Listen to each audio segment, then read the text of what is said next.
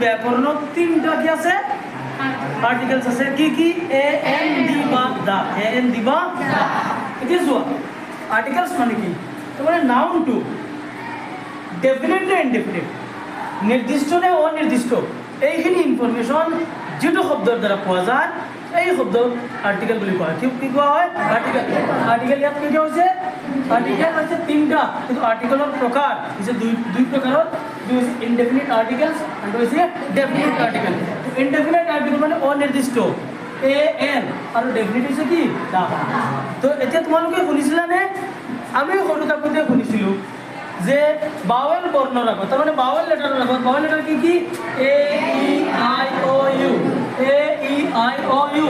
তাৰ মানে বাৱেল লেটাৰৰ আগত কি বহে বাৱেল লেটাৰৰ আগত সদায় এন বহে আৰু কনসোনেন্ট লেটাৰৰ আগত সদায় কি বহে এ বহে কিন্তু এই নিয়ম সম্পূৰ্ণভাৱে শুদ্ধ নহয় এই নিয়ম সম্পূৰ্ণভাৱে শুদ্ধ the rules which we have been learning since our childhood that before the vowel letters always n is used and before the consonant letter the article indefinite article a is used that is not the exact rule it exact rule নহয় rule to hoise ki jana ne jodio kono eta shobd for example moi eta likhu je he gave me dash 1 rupee note so ব্যাকরণ পালকে তোমালোকে সময় ব্যাকরণ কি লিখিছো he gave me 1 rupee note he gave me 1 rupee note এতিয়া মই যদি চোৱা এই বাউলত আমি ৰুল লিখি আইছে যে বাউল লেটাৰৰ লগত কি লিখিব লাগে বাউল লেটাৰৰ লগত কি লিখিব লাগে এন কি লিখিব লাগে আৰু এই ৰুলটো যদি মই এপ্লাই কৰি ইয়াত যদি লিখো তেতিয়াহ'লে এইটো 100% ভুল হৈ যাব জানানে এতিয়া ইয়াত কি আছে এই যেটো নাউন 1 1 1 এটো কি কার্ডিনাল এটা হচ্ছে কি কার্ডিনাল হ্যাঁ ঠিক আছে 1 রুপি নোট 1 1 1 এতিয়া এই যে শব্দ যেটো 1 এক এটা নাউন 1 2 3 4 বিলাক এটা নাউন কি হয় নাউন হয় এই নাউন শব্দৰ আগত আর্টিকেলস বহিব লাগে এ এন বা দা কিন্তু ইয়াত কি হ'ব এ বা এন হ'ব লাগে কি হ'ব লাগে এ বা এন এতিয়া এ এনৰ যদি আমি ব্যৱহাৰ লিখো নিয়ম মতে গেলে যেটো নিয়ম সৰুৰ পৰা শিকি আহিছো সেই নিয়ম মতে যদি আমি লিখো তেতিয়াহ'লে ইয়াত কি লেটাৰ আছে এ ই আই অ ইউ ভিতৰত অ আছে মনত ৰাখিবা এতিয়া কেতিয়াও এইটো লেটাৰৰ ওপৰত নিৰ্ভৰ কৰি কেতিয়াও ইনডেফিনিট আৰ্টিকেল বহুৱা নহয় ৰাদাৰ তদুপৰি এ বা এন বহাটো নিৰ্ভৰ কৰে বৰ্ণৰ উচ্চাৰণৰ ওপৰত কিহৰ ওপৰত উচ্চাৰণৰ এতিয়া ৱা কি আছে ৱা ৱা এতিয়া ৱাটো কেনেকুৱা হৈছে ডব্লিউ আহি গ'ল ৱা ৱা ৱা ৱাও আমি নহ'লে ৱাও বুলি কওঁ photo wow beautiful look like N কি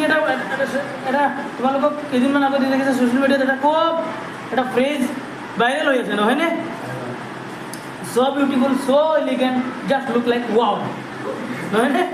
এনেকুৱা এটা ওলাইছে so' beautiful so' elegant just look like wow এতিয়া ৱাও যিটো এইটো কেনেকুৱা ওলাইছে কোৱাচোন ৱাও ৱা এতিয়া 1 ৰুপি নোট এইটো প্ৰথমতে কি আহিছে ৱা আহিছে কি আহিছে ৱা এতিয়া ডব্লিউটো বাউল নে কনসোনেন্ট সেইকাৰণে ইয়াত কি বহিব এ নবহি এন নবহি এ বহিব আৰু এটা মই যদি কওঁ তোমালোকক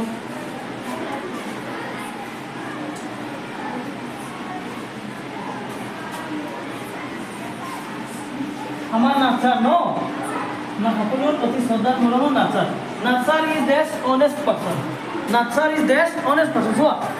ইয়াত এই যিটো শব্দ অনেষ্ট সাধু নহয়নে অনেষ্ট মানে ভাল সাধু এতিয়া এইটো উচ্চাৰণটো কি হৈছে বন্ধ হৈ গৈছে তো আল্টিমেটলি এইচটো বাউল নে কনসোনেন্ট কনসোনেন্ট এইচটো কি বাউল নে কনসোনেন্ট কনসোনেন্ট কি হৈছে কনসোনেন্ট যদিও কনসোনেন্টৰে উচ্চাৰণটো কি আহিছে অনেষ্ট এইচৰ পিছত যদি বাউলৰ উচ্চাৰণ আহি যায় তেতিয়াহ'লে এইচৰ উচ্চাৰণটো কি হৈ যায় লগে লগে চাইলেণ্ট হৈ যায় বন্ধ হৈ যায় নহয়নে চাইলেঞ্চ হৈ যায় এতিয়া চোৱা এইচ হেচ অনেষ্ট কি আহিছে অনেষ্ট কি আহিছে অনেষ্ট তো এতিয়া এইচৰ উচ্চাৰণটো কি হৈ গৈছে চাইলেণ্ট হৈ গৈছে কি হৈছে চাইলেণ্ট